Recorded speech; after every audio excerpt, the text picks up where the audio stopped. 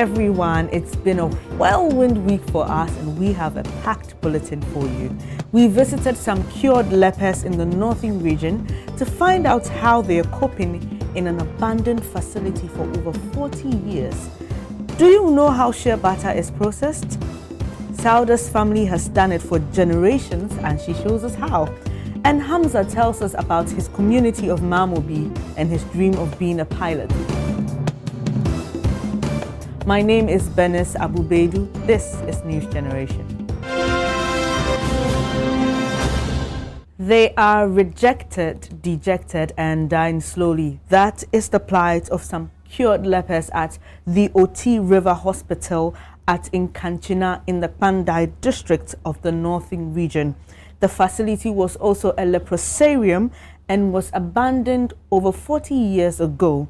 The cured lepers there say survival is for the fittest. This is the male dormitory of the Oti River Hospital. The hospital doubled as a leprosarium for lepers from across West Africa.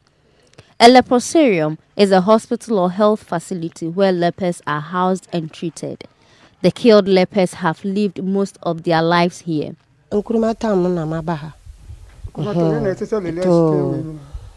Ana yasisa kusambo sabare lele abetu kwan wemu ana yasisa sinda wemu baby ame free no mi free mi free toko mi free gande ana yare di mi anante ajinjin sa ana ya kira mi se aha nso dakota ho ana maba nya hwande no aha na ma nya hwande nanka minim se mbe ho besisi sebre na ahona mikunu safa afamo akọ aja mi nkwala. But now there is no medical care, only memories of the attention they received nearly 50 years ago.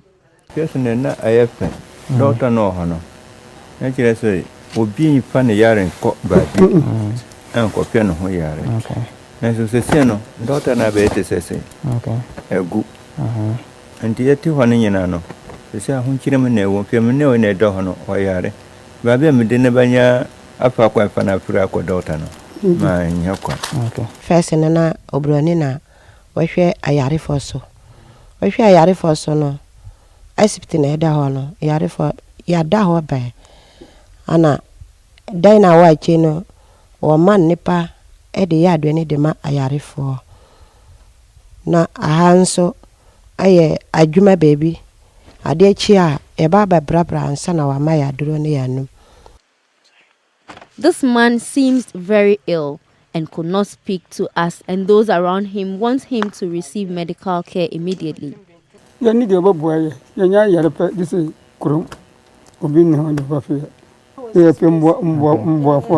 Samiyaria moto ni ho aye benya moto bia ha mi afa ko kpanda ya maka hono no bibia anse ni hapio e boa ya ho ya aye kom ne se yesu e kira nyankobo se nyankobo be kasa ama obi asu ya mpopo na wambra na wambe echie. Until something is done to mitigate the suffering of cured lepers in this defunct facility, they will continue to live in misery.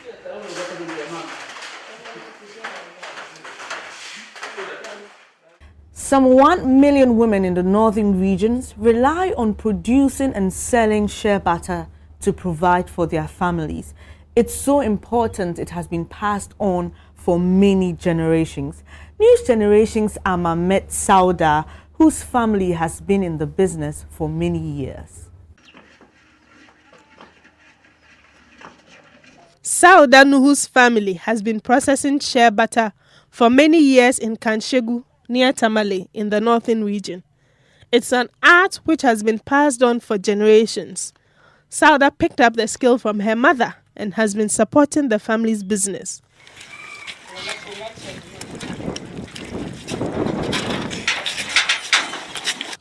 The family produces for days to meet demand on market days in major markets in and around Tamale. The shea butter business is lucrative, especially during the harsh Harmattan season, but the price of shea nuts shoots up. And the process of deriving shea butter is tasking.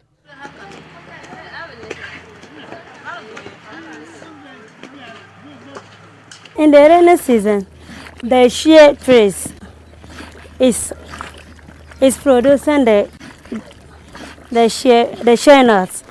That's why it is available in the rainy season. It's not expensive that in the rainy season, but in the dry season it's so expensive. So when it's in the rainy season, we do it more than when it's in the dry season. Producing shea butter is quite common in rural areas up north, and it provides income for many things, but it certainly isn't an easy business. But selling the product and making some income is worth their while. It's a good business because it helps us to get money and also give us shea butter, and we use it for cooking. Shea trees grow naturally in the wild and can also be cultivated. Many NGOs have invested lots of money and time training women on how to enhance their produce and market them to increase their income. Gradually, it's paying off as a number of women's cooperatives are exporting to international cosmetic companies.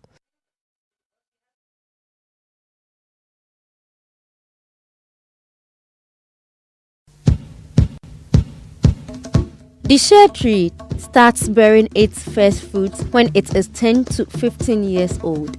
Full production is reached when the tree is up to 20 to 30 years old. It then produces nuts for up to 200 years. The fruit takes 4 to 6 months to ripen. A shea tree yields averagely 15 to 20 kilograms of fresh fruits. Each kilogram of fruit gives approximately 400 grams of dry seeds. The shea tree grows in 19 countries across the African continent.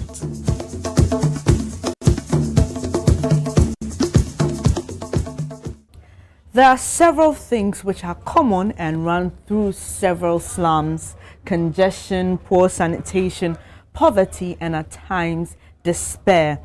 Ever wondered what it's like to live in such an area? Meet Hamza, a teenager living in one such area who wants to defy setbacks to become a pilot.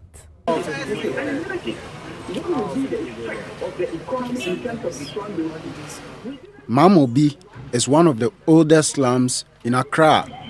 It shares boundaries with Accra's biggest slum, Nima. The streets of Mamobi are always full of activity.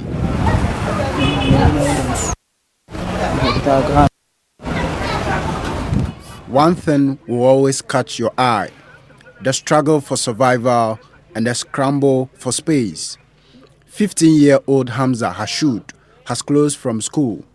As he walks home, the poverty around him is raw to see.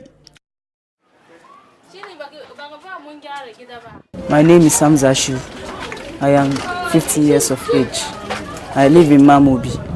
The first thing I do before I return from school is I'll go to the mosque and pray. Zuhur and Asr prayers are over, and Hamza leads us back onto the streets of Mamobi. Mamobi is my community, and there are certain things I like and I don't like. The things I like is my friends and I sometimes go to the park and play football when there is no lights. Sometimes too, we used to help each other in certain things. Apart from this, he makes time for his passion. Welcome to Kaukudi Park, and this is the park I usually come to play football when I'm from the school. And my favorite position is 7, and I like 7 because 7 is the position that the player will struggle and get the ball and float to the striker. And my role model is Angel Di Maria. But what makes Hamza unhappy in this community, despite all the problems here? That's the gutter. Sometimes people shit and put it in the rubber and throw it into the gutter, and that's too bad. some people still throw their rubbish and everything inside, and I wish they can stop so that we can develop Mamobi. Every slum that they bring in the news, they show Mamobi Nima, everything Mamobi Nima. And Mamobi too is a good community for us all. And together we can promote Mamobi to develop. The weed smokers, sometimes when they are drunk, they can do anything to you. Sometimes they can rob you. You can see a lady from work holding a briefcase or something, and they'll come and collect it and run away. And I wish they and I can change it and develop something in Mamobi. Hamza rejected a juicy offer I made to him to move to East Legon. I don't want to leave Mamobi is that because my mother and daddy are taking very good care of me, and I have many friends too there, and my friends too help me in any academic work. Hamza will miss one thing most, even if he is away for a few months. On Salah, how people are using their cars or motors, riding on the streets, even when it's time for Kashika, how the people come out and come together, put up some stage and invite some artists to come and perform on the stages. That's what I'll be missing when I travel to somewhere in Mamobi. For Hamza, a few things set Mamobi apart from other areas in Accra. A stranger and you come to Mamobi, one thing that you will know, number one, is the market, the Mamobi market, the Central Mosque of Ghana at Kaukudi Park, and some places where you can watch football, my bets, Premier Betting, Safari, and the rest. Although Hamza is young, he has great aspirations for Mamobi. I want to see Mamobi develop into an area that most people don't know, or I want Mamobi to become some areas like East Legon, Osu, Roma Ridge, and the rest. And I want and I wish that together the people and I can develop Mamobi into a good state. During my discussion with Hamza, one thing was clear. He is determined to defy all odds, to live his dream to be a pilot someday.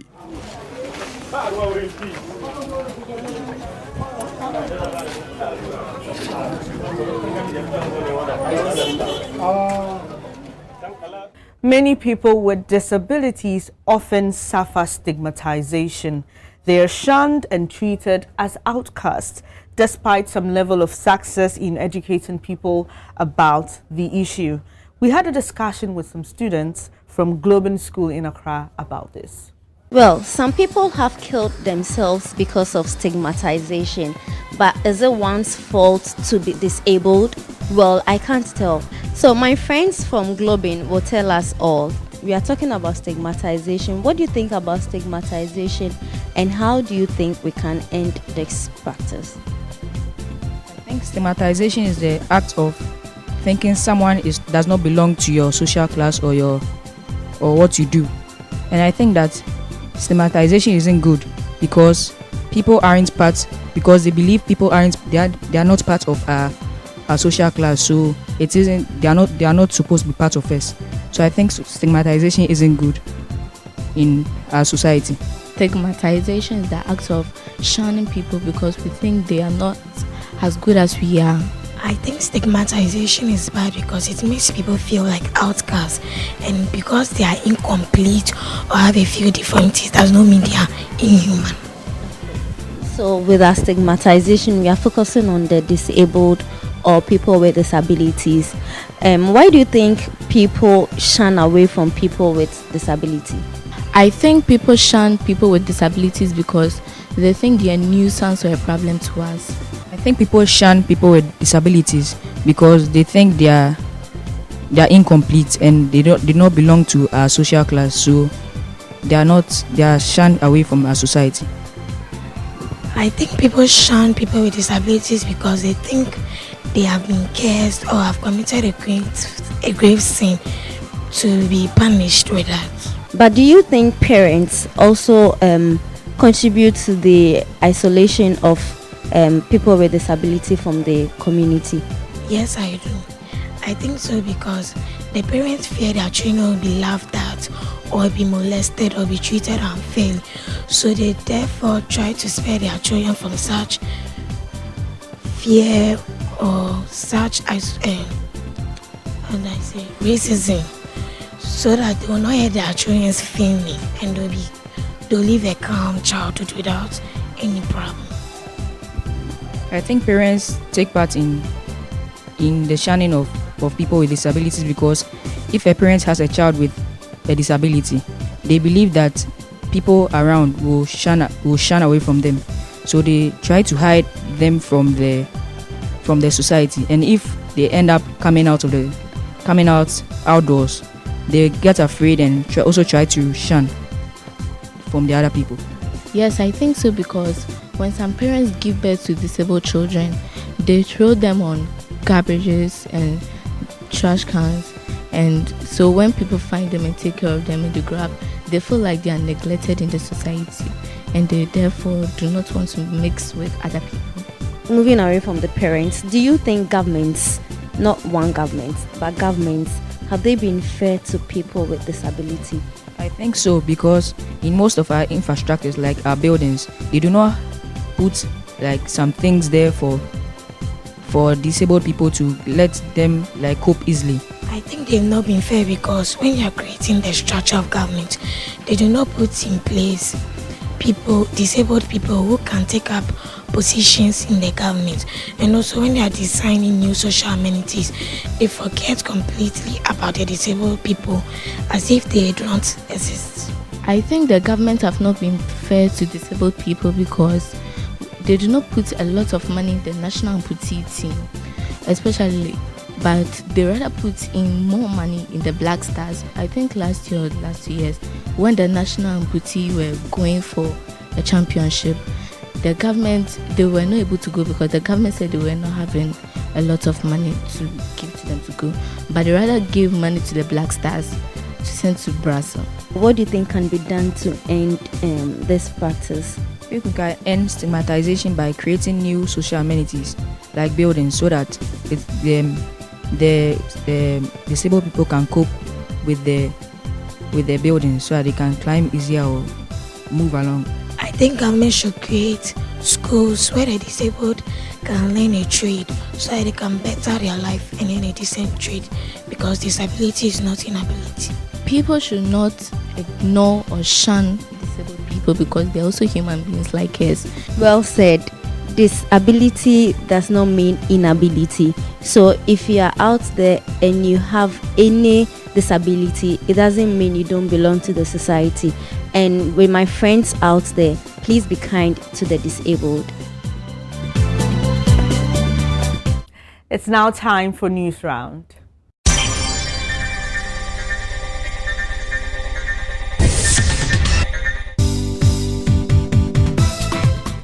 Following an expose on his plight on Joy News Human Rights Show, a Class 5 pupil who was forced to drop out of school due to financial constraints is back to the classroom. Benedict Dugbate and his little brother were asked to stay home because they have not paid their school fees. Joy News' Gifty Ando Apia published the story of Benedict and his siblings who had been left at home processing oysters for the market when school was in session. The two owed the school over 700 cedis.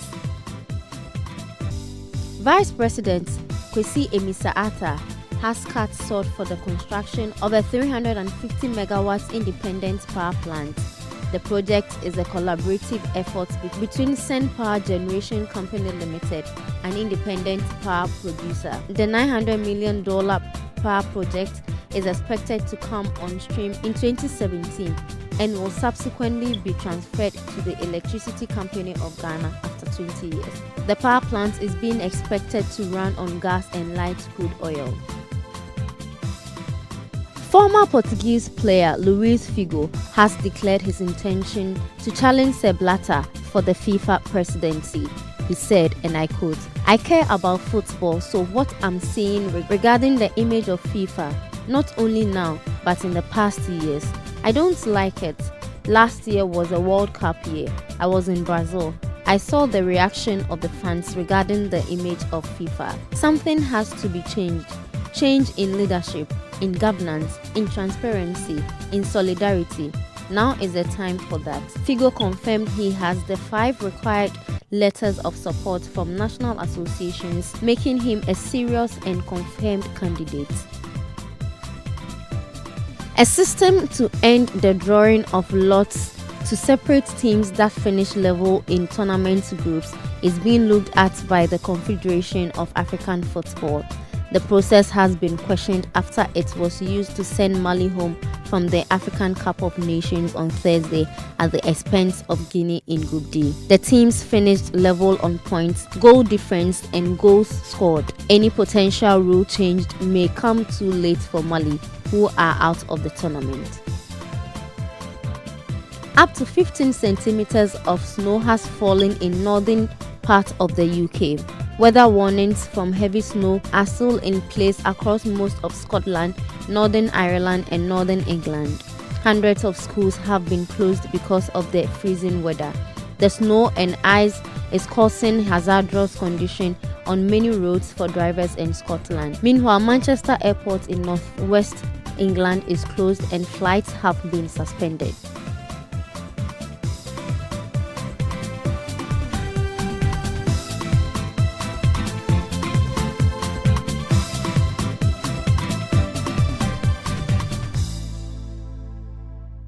After 10 months of searching the Indian Ocean without success for the missing Malaysian airline MH370, the Malaysian government has officially declared the missing plane an accident. The government added the 239 people on board are assumed dead. According to officials, the declaration does not mean the search has ended.